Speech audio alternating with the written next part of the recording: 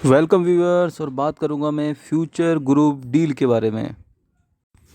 और जो लोग मेरे साथ पहले से जुड़े हैं उनको पता है दोस्तों, जब भी कुछ इसके अंदर सही या सटीक इन्फॉर्मेशन या लेटेस्ट इन्फॉर्मेशन या बैड न्यूज़ या अच्छी न्यूज़ जो भी होता है, मैं तभी वीडियो बनाता हूं। ऐसा नहीं है कि डेली कोई वीडियो बनाता हूं। सो ये वीडियो थोड़ा डिले है क्योंकि 2-3 न्यूज़ ऑलरेडी इस पर आ चुकी हैं, उसका रिएक्शन भी मार्केट के अंदर आ चुका है।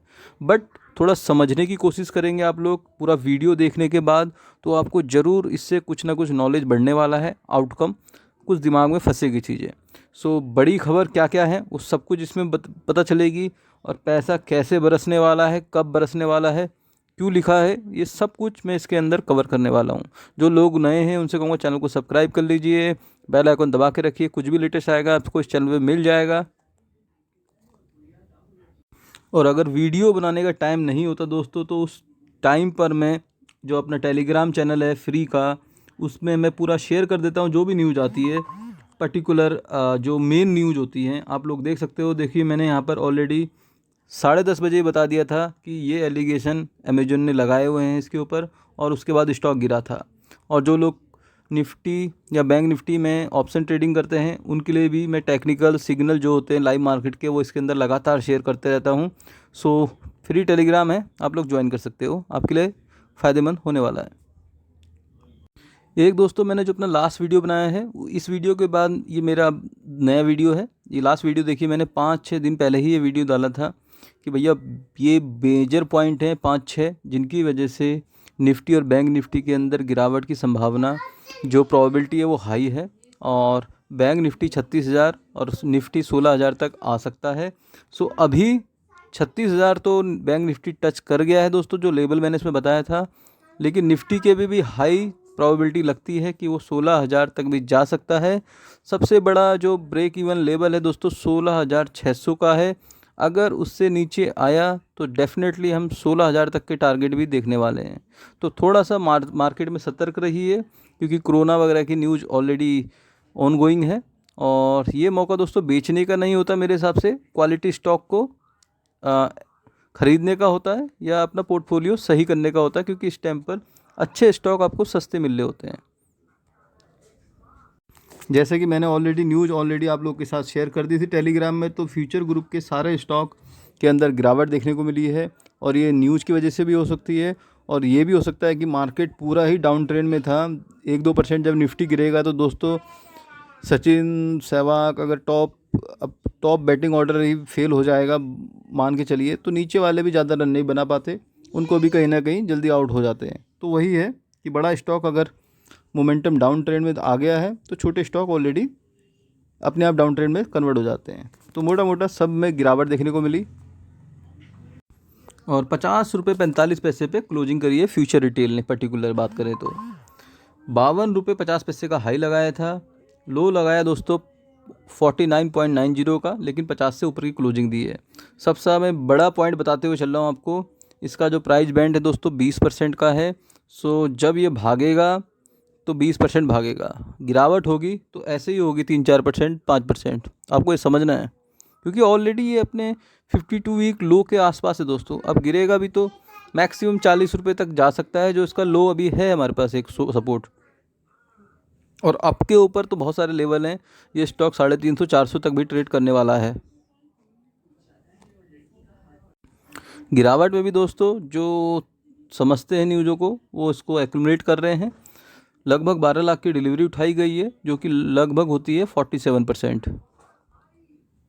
टेक्निकल चार्ट भी देख लेते हैं थोड़ा बहुत। RSI लगभग 50 पे है, तो मिडिल रेंज पे है, ना ओवर सोल्ड है ना ओवर बॉट जोन है। तो यहाँ से अभी हेल्दी करेक्शन भी हो सकता है और बढ़त भी हो सकती है।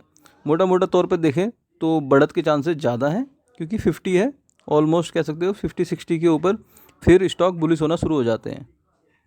ठीक है, तो इसके अंदर 2 ट्रेंड लाइन का बहुत महत्व है, 2 लेवल का। एक लेवल है दोस्तों, मैं आपको बता रहा हूँ 62.40, ये होगा दोस्तों अपसाइड के लिए ब्रेकआउट लेवल। आपको ये समझना है, जब इसको ये क्रॉस करेगा तो इसके अंदर अप ट्रेंड आ चुका है, ये हम मान सकते हैं, क्योंकि एक जो डाउन ट्रेंड है उसका ये यहाँ पर चेंज हो जाएगा अगर इस लेवल को ये पार कर लेता है। तो आपको ये समझना है। दूसरा पॉइंट दोस्तों, अगर हम शॉर्ट टर्म की बात करें, जैसे मार्केट के अंदर अभी और गिरावट की संभावना लग रही है, क्योंकि जो न्यूज़ आ रही है यूएस मार्केट भी डाउन है, तो गैप डाउन ओपनिंग होगी। तो एक जो शॉर्ट टर्म की जो ट्रेंड लाइन ये कवर कर रहा था ये वाली, उसका जो ब्रेकआउट लेवल है डाउन साइड में वो 47 है दोस्तों। सो 47 से अगर ये नीचे ट्रेड करता है तो फिर ये दोबारा से अपने जो लो बनाए हैं 40 से 42 रुपये उसको भी रीटेस्ट कर सकता है। सो आपको ये समझना है। बट अभी न्यूज़ में भी आऊँगा, यहाँ तक नहीं पहुँचेगी बात, पूरा न्यूज़ देखिए आप, तब समझ में आएगा। 15 तारीख को फ्यूचर रिटेल ने ऑलरेडी पत्राचार किया हुआ है एनएससी बीएससी के साथ। इसके अंदर बताया हुआ है दोस्तों कि जो इनकी सीसीआई वाली जो डेट वगैरह है उसकी 4 जनवरी की डेट है। उसके ऊपर ऑलरेडी एक न्यूज़ भी आई थी कि भैया 2 हफ्ते के अंदर इसको क्लोज करो, मैंने वीडियो भी शेयर किया था। तो आपको ये समझना है जो उन्होंने बोला है कि अमेजन ने जो इन्वेस्टमेंट करा है फ्यूचर कूपन के अंदर, उसकी जांच की या उसकी जो अप्रूवल है उसको रिवॉक की बात की गई है और उसके ऊपर ये कार्रवाई चल रही है, आपको समझना है। सो अगर वो अप्रूवल दोस्तों कहीं ना कहीं रिवॉक हो जाता है, आपको समझना है, रिवॉक हो जाता है जो जो उनके पास डॉक्यूमेंट वगैरह इन्होंने शेयर किए हैं उसके बेस पे, तो जाहिर सी बात है सबसे बड़ा जो डील में रुकावट का केंद्र है वो ये इन्वेस्टमेंट है। इस इन्वेस्टमेंट के ऊपर इंटरिम ऑर्डर मिला हुआ है सेक की तरफ से, सिंगापुर से। सो वो बेस ख़त्म हो जाएगा, फिर पैसों की बारिश डेफिनेटली हो जाएगी अगर ऐसा होता है तो आपको ये समझना है। और हाँ दोस्तों, मैं पहले एक डिस्क्लेमर दिखा दूँ, ये मैं कोई बाय सेल होल्ड के रिकमेंडेशन नहीं कर रहा हूँ, ये सिर्फ और सिर्फ एजुकेशनल वीडियो है। इसके अंदर अपना मैं व्यू, अपना जो मेरे को लगता है एनालिसिस, वो आप लोगों के साथ शेयर कर रहा हूँ for knowledge, for educational purpose only. So आपको बेस समझ में आ गया होगा कि यही एक मैटर दिखता है, अगर ये होता है तो क्विक डील हो जाएगी, आपको समझना है। और अगर ये नहीं होता है तो फिर कितना लंबा डील होगा वो हमें भी नहीं पता, किसी को नहीं पता। साथ साथ जो मैंने टेलीग्राम में अपडेट दिया था कि अमेजोन ने भी कुछ एलिगेशन लगा दिए हैं, अब वो भी उन्होंने बहुत अच्छे खासे लेवल के लगाए हैं। उन्होंने बताया है कि भैया जो पेमेंट आई थी वो इन्होंने दूसरी जगह ट्रांसफ़र करी, उसकी जांच की मांग कर दी। इतनी बड़ी ट्रांसफ़र करते, इससे बच्चा जो अपनी लाइबिलिटीज़ है, जो लोन्स हैं, उनकी पेमेंट करते। तो ये सब इन्होंने बताया है और संदेह वाली गतिविधियों की तरफ इशारा भी किया है, ये न्यूज़ से माध्यम से पता चल रहा है। सो आपको समझना है कि अमेजोन ने क्या स्टेप लिया है, क्योंकि इस जो एलिगेशन कह लो या जो न्यूज़ निकल के आ रही है उसके ऊपर ये लग रहा है कि जानबूझकर नहीं चुकाया गया लोन, इस वजह से कंपनी डूबने की कगार पे है, जो न्यूज़ के माध्यम से पता चल रही है। बट इसके ऊपर भी क्या मैटर आएगा वो भी मैं आगे बताने वाला हूँ, तो आप पूरा बने रहिए। सो मोटा मोटा ये अमेजन का आरोप है फ्यूचर रिटेल के ऊपर। और कुल मिला के जो निष्कर्ष निकलते हुआ आ रहा है इस न्यूज़ का या इस मैटर का, क्योंकि उन्होंने अच्छे खासे लेवल पे ये शेयर किया है दोस्तों, आप पढ़ भी सकते हो, सामने आपके लिखा हुआ है। और इससे होगा क्या, कुल मिला के इस डील में और डीले हो सकता है अगर इसके अंदर कुछ ऐसा निकलता है तो। बट ये वाला लिंक आप फ्यूचर कूपन वाली डील से लिंक करके या ऐड करके या इंक्लूड करके नहीं देख सकते ना, दोनों अलग अलग मैटर है यार। इसके तो टैक्सेशन अथॉरिटी ये डिसाइड करेगी भैया इन्होंने यूज किया, कैसे फंड किया, कोई पेनल्टी वो टैक्स अथॉरिटी लगा सकती है। अब फ्यूचर रिटेल अपने पैसे को कैसे यूज करता है ये तो एक अलग मैटर हो गया। बट मैटर तो यहाँ पर है कि फ्यूचर कूपन के अंदर जो इन्वेस्टमेंट है अमेजन की वो वैलिड है, लीगल है या नहीं, क्या अमेजन ने कुछ तथ्य छुपाए हैं at the time of deal या नहीं। मैटर तो असली वहाँ पर है। ये तो इन्होंने कह सकते हो काउंटर अटैक किया है मोटा मोटा तौर पे, उन्होंने एक नोटिस भेजा, इन्होंने एक भेजा, ठीक है। सो दोनों जांच का विषय है और इस जांच में जो मुझे लगता है अगर कुछ निकलता भी ऐसा तो उसके इस पर टैक्सेशन की पेनल्टी वगैरह का क्लॉज होता है और वो जो बड़े बड़े एक्सपर्ट है वो समझ चुके होंगे। बट फ्यूचर कूपन वाली डील से इसको लिंक करके देखना थोड़ा सा एक अलग तथ्य बन जाता है, ठीक है। और दोस्तों इसके पीछे कहने का मेरा एक रीज़न ये भी है कि जो एक न्यूज़ निकल के आई है अभी लेटेस्ट, कह सकते हो, इस न्यूज़ में दोस्तों साफ साफ लिखा हुआ है, आप लोग पढ़ भी लेना, गूगल भी कर लेना, कि भैया जो फ्यूचर और अमेज़न का टसल चल रहा है, सीसीआई ने बोला है कि वो अपना ऑर्डर पास करेगा जो भी उसको लगता है, जो भी सही होगा, जो भी सही तथ्य उनके पास हैं उसके बेस पे। तो मोटा मोटा यार वो एलिगेशन एक अलग चीज़ हो गई जो अमेजन ने लगाए हैं, मेन तो ये चल रहा है ना। अगर यही ऑलरेडी अथॉरिटी ने बोल दिया हम पास करेंगे ऑर्डर, तो डेफिनेटली फिर तो डील में कुछ हरी झंडी या लाल झंडी दोनों मिल सकती है। मैं ये नहीं कह रहा कि उस अप्रूवल का रिवॉक हो ही जाएगा, बट चांसेज हाई हैं, लेकिन वो तो देखो रेगुलेटरी ने डिसाइड करना है। लेकिन अगर ये और दोनों एलिगेशन को आप क्लब करके नहीं देखोगे, जो मुझे लगता है, जो मैं देख रहा हूँ, ठीक है, क्योंकि उन्होंने साफ साफ बोल दिया दोस्तों, दोनों पार्टी को सूचित कर दिया है, चाहे वो अमेज़न हो चाहे फ्यूचर कूपन हो, आप अपना रिस्पांस दीजिए, रिटर्न में दीजिए, ओरल दीजिए, और वो अपनी कार्रवाई करेंगे, ठीक है। सो अमेजन ने ये भी बोला भैया कि हम इस ऑर्डर को सुप्रीम कोर्ट में चैलेंज करेंगे, जो सीसीआई ने एक्सपेडाइट किया है कि भैया 2 हफ्ते के अंदर इसको क्लोज करो मैटर को।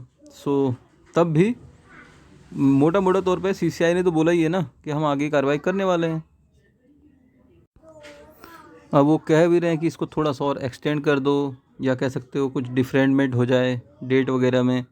सो उसकी पॉसिबिलिटी दोस्तों बहुत कम लगती है, और जो 4 जनवरी की डेट है उससे पहले पहले बहुत कुछ डेट वगैरह आ जाएंगी हमारे सामने, बहुत कुछ तथ्य, बहुत कुछ निष्कर्ष निकल के आने वाला है, क्योंकि उन्होंने क्लियर करा है दोस्तों। आपको मैंने पहले बताया था 2 हफ्ते के अंदर क्लोज करने की बात की गई थी, उसमें सीसीआई ने बोला है ऑलरेडी कि भैया जो भी इन्फॉर्मेशन हमारे पास है एज पर द लॉ वो आगे का स्टेप लेने वाले हैं, और उस टाइम लाइन में कोई एक्सटेंशन की बात नहीं दिख रही है मुझे एज पर द न्यूज।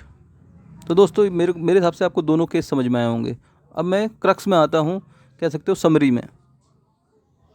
मोटा मोटा जो बुलेट पॉइंट है वो मैं आपको समरी में समझाता हूँ। सबसे बड़ा और सबसे अहम पॉइंट सीसीआई ने बोला है कि हम इस जो केस है, जो हमारे पास ऑर्डर आया है, उसको हम आगे बढ़ाएंगे, चाहे ओरल कम्युनिकेशन करो, चाहे लिखित रूप में दो बयान, चाहे नहीं दो, जो भी आपका पक्ष है आप अपना बताइए, हम अपनी कार्रवाई विद इन द जो टाइम फ्रेम है उसके अंदर कंप्लीट करेंगे। तो ये सीसीआई का पक्ष है, उन्होंने बिल्कुल बोल दिया है टाइमलाइन वगैरह कोई चेंज वगैरह नहीं होगी। दूसरा अमेजन ने दूसरा पॉइंट है, जो अमेजन एलिगेशन भी लगाए हैं, एक तो पॉइंट वो है, दूसरा अमेजन बोल रहा है भैया जो ऑर्डर आया है इस के ऊपर 2 हफ्ते के अंदर क्लोज का, उसके लिए हम सुप्रीम कोर्ट भी जाएंगे, ये 100 मैटर। 2 पॉइंट ये हो गए।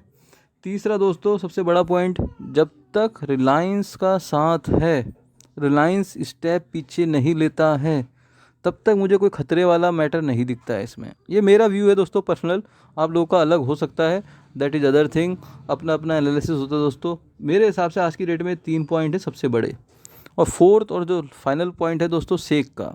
अगर बीच में कहीं पर सेक की एंट्री हो जाती है तो एक मामला फिर अलग मोड़ पे चले जाएगा।